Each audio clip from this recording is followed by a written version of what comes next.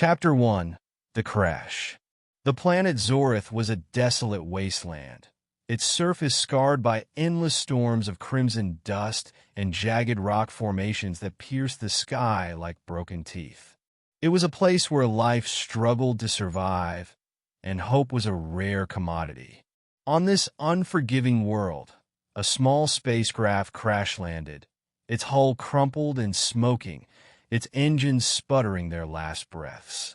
Inside the wreckage lay a being unlike any other. Her name was Lyra, a member of the elusive and enigmatic species known as the Celestials.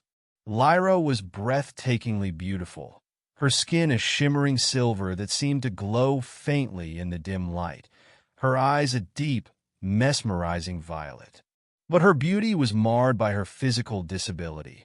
Her legs were paralyzed, the result of a genetic defect that had plagued her since birth.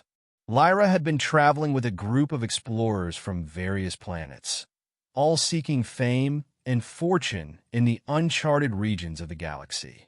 But when their ship had malfunctioned and crash-landed on Zorath, the others had made a cruel decision. They had abandoned Lyra, leaving her to die in the harsh environment, believing that her disability made her a burden they could not afford to carry. As the dust settled around the wreckage, Lyra lay still, her body bruised and battered, her spirit crushed. She could hear the distant howl of the wind, the sound of the planet's relentless storms closing in. She knew that without help, she would not survive for long. Chapter 2. The Stranger. Just as despair began to take hold, Lyra heard a faint sound, a soft, rhythmic tapping, like the footsteps of someone approaching. She turned her head weakly, her violet eyes searching the shadows. Emerging from the swirling dust was a figure, tall and cloaked in a tattered robe that billowed in the wind.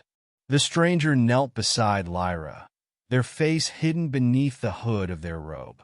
They reached out a gloved hand, gently brushing a strand of silver hair from Lyra's face.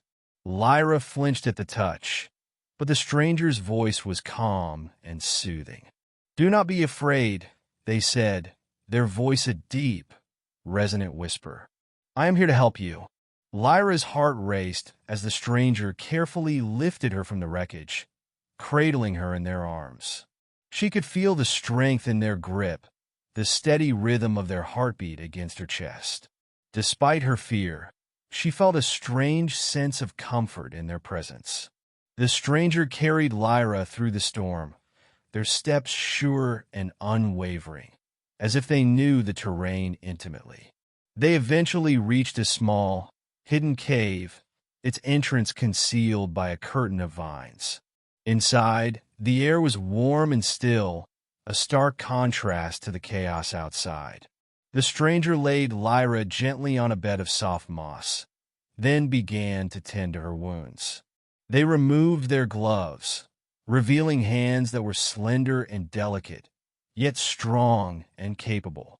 Lyra watched in awe as the stranger worked, their movements precise and efficient. "Who are you?" Lyra asked, her voice barely above a whisper. The stranger paused, their hands hovering over Lyra's injured leg. They hesitated for a moment, then slowly pulled back their hood, revealing a face that took Lyra's breath away. The stranger was a celestial, like Lyra, but their appearance was strikingly different.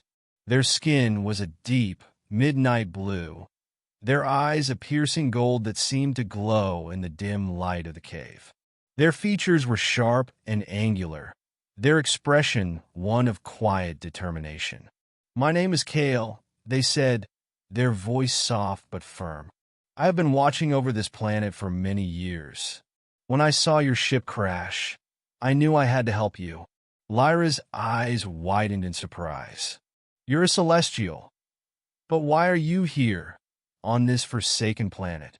Kael's gaze darkened, a shadow passing over their golden eyes. "That is a long story, one I will share with you in time. For now, you must rest and recover.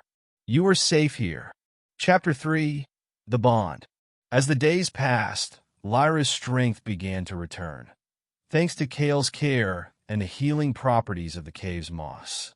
The two Celestials spent hours talking, sharing stories of their lives and their people. Lyra learned that Kael had been exiled from their homeworld, forced to live in solitude on Zorath as punishment for a crime they did not commit. Kael, in turn, listened to Lyra's tale of abandonment and betrayal.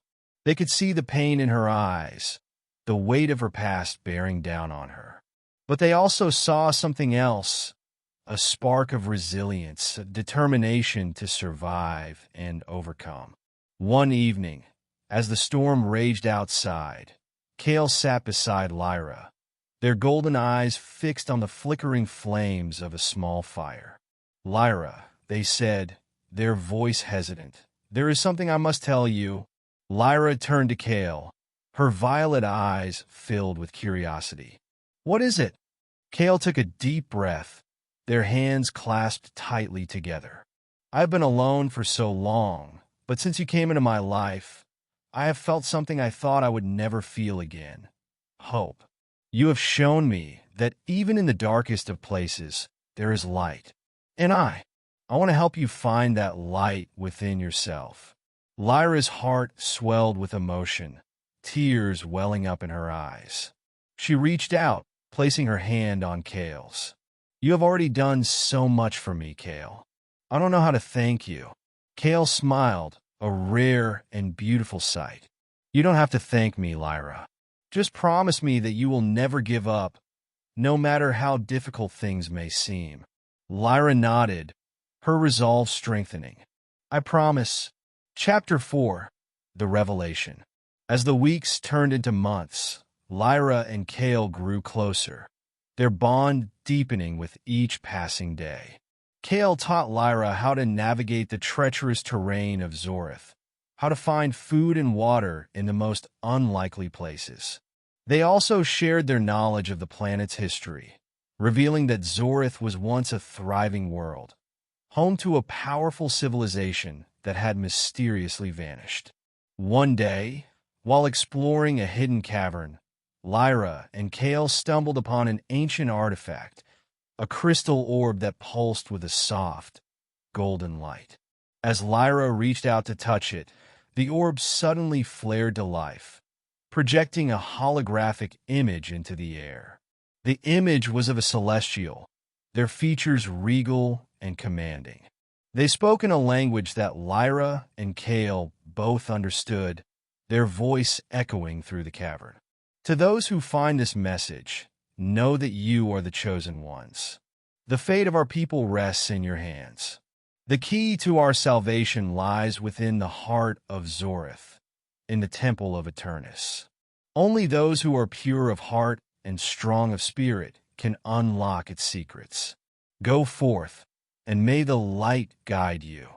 The hologram faded, leaving Lyra and Kael in stunned silence. Lyra turned to Kael, her eyes wide with wonder. "What does this mean?" Kael's expression was grave, their golden eyes filled with determination. "It means that we have a mission, Lyra. We must find the Temple of Eternis and uncover its secrets. It may be the key to not only saving our people, but also to healing you." Lyra's heart raced with excitement and fear. "But how will we find it?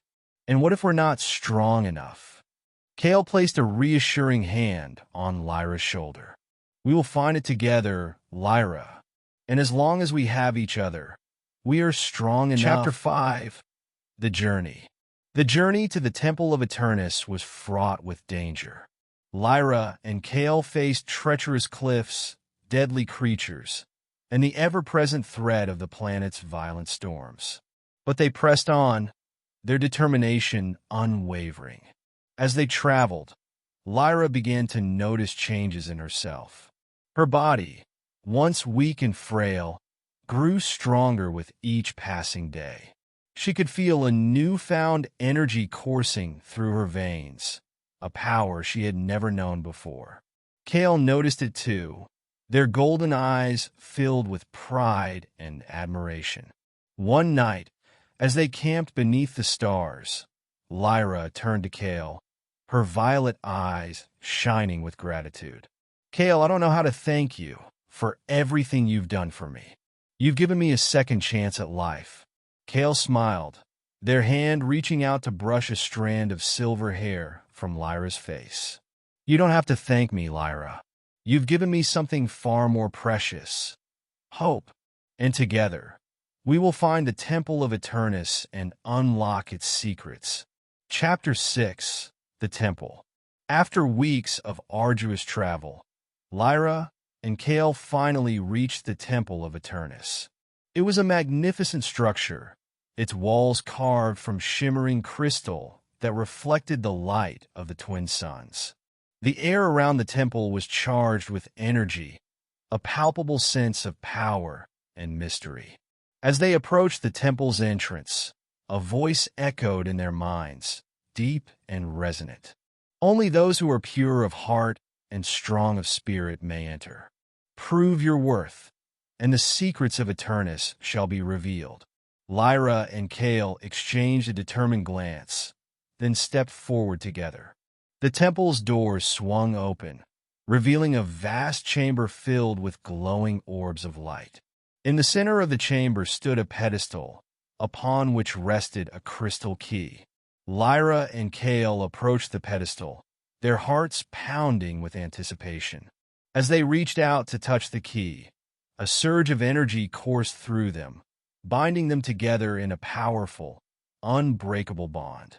The voice spoke again, this time filled with approval. You have proven your worth.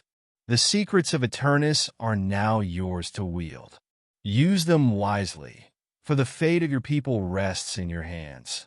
Chapter 7: The Transformation. As the energy from the crystal key flowed through them, Lyra and Kael felt a profound transformation taking place. Lyra's paralyzed legs began to tingle, then burn with a strange, healing warmth.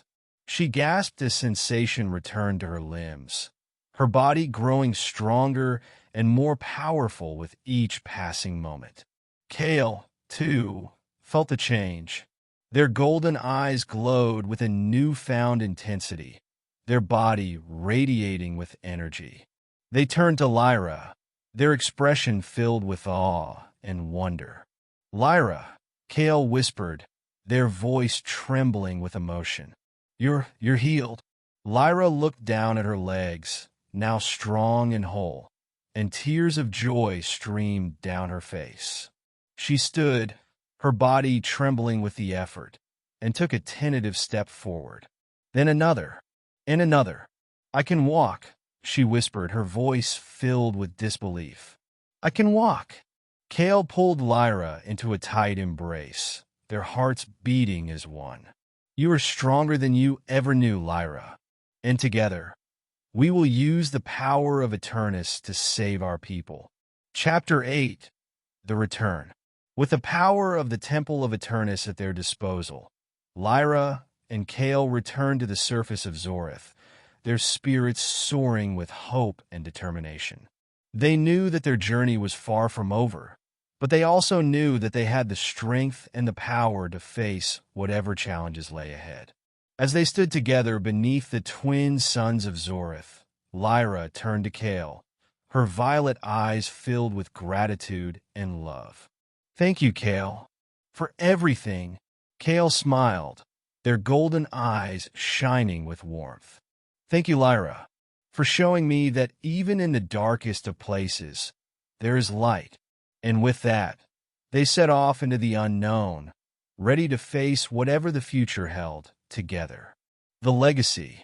Years later, the story of Lyra and Kael became legend, a tale of hope and resilience that spread across the galaxy. The Temple of Eternis became a beacon of light, a place where those in need could find healing and strength.